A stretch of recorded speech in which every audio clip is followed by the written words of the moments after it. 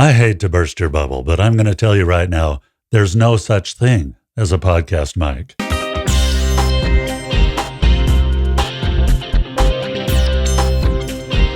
Hello, my friends. I'm going to dispel some microphone myths for you. Some of these are pet peeves of mine, but it's actually fun to talk about them.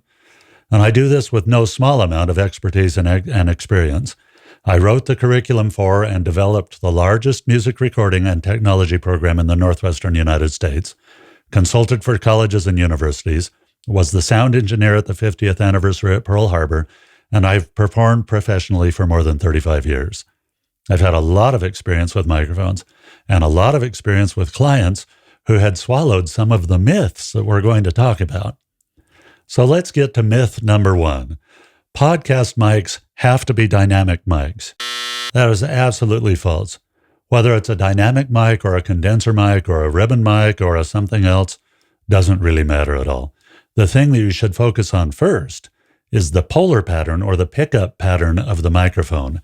How wide or narrow is the area that it's going to capture, and how well will it reject things like reflection off the walls of the room. And if you look at my mic technique video, you'll see very quickly that it's easy to know what the pickup pattern is on a particular microphone. It'll always be in the product description if you're looking at buying it. Myth number two, podcast microphones are specially suited to podcasting.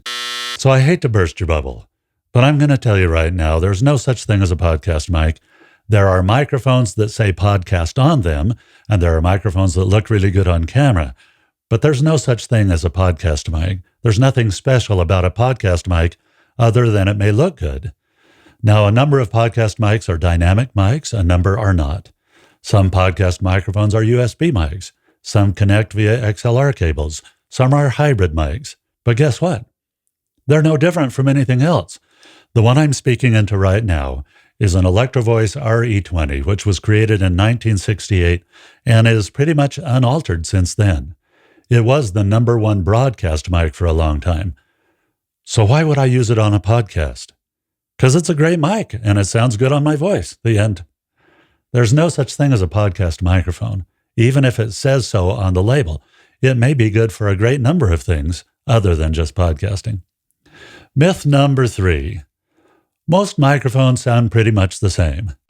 Microphones are as different in personality as your voice and mine.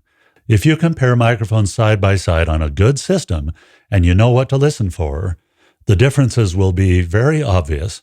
And anyone who tells you that they all sound pretty much the same and you should just get the one that you like and enjoy using, and then you can use some button in a piece of software or on a piece of hardware to make it all sound professional, is probably a really nice person who has no idea what they're talking about. Microphones don't sound the same at all. Should you spend a whole lot of time and effort finding the perfect one for your voice when you have the time and money to do so? Sure. Until then, look at a couple of my other videos. I have suggestions to make for a mic that will sound pretty good in pretty much every situation. You may want to start there. Myth number four.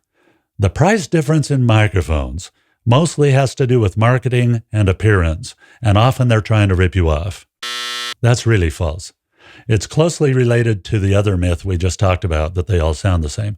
The price difference in microphones has a whole lot to do with capability and suitability for particular tasks, and it only occasionally and only a little bit has anything to do with marketing and appearance. There are a couple of notable exceptions to that, but I don't want to get sued, so I'm not going to talk about those. Myth number five. USB mics are the best because they use newer tech and they require fewer pieces of equipment to use. That's also false. Most USB microphones on the market right now are fairly low cost, which is part of why they're popular, but they have certain limitations.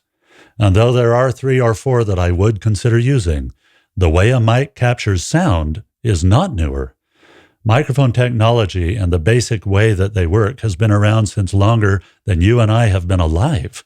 There may be features incorporated into the body of the microphone, like a meter or a volume button or a headphone jack, but that's not what makes the sound, and that's not what makes a microphone sound good. Myth number 6. I can rely on Amazon reviews, etc., to know what's a good microphone for me. For the 2024 Podcaster Gear Survey, hundreds of people were interviewed about what microphone they use, and the most common one was the Blue Yeti. Now, if you go on Amazon, you'll see that one shows up quite a lot. It's not terribly expensive, and it's been touted as a good way to get started, but it's also been around for quite a long time. I'm not knocking Blue, the company, because I have some of their professional mics, and I think they're fantastic. But just because the hive mind, a whole bunch of people thinking the same way, happens to choose the Blue Yeti more often than anything else, probably has much more to do with familiarity than it has to do with quality or capability. Relying on reviews for something like that is a good way to get a whole lot of suggestions from a whole lot of people who have almost no experience with anything other than the one they bought based on another friend's recommendation or another Amazon review.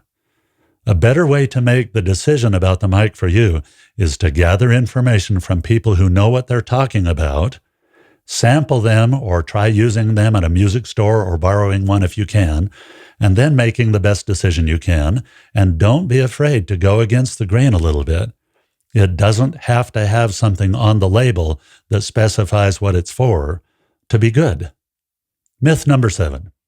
I can always make it sound good after the fact, regardless of what microphone I use, because I have feature X in my software.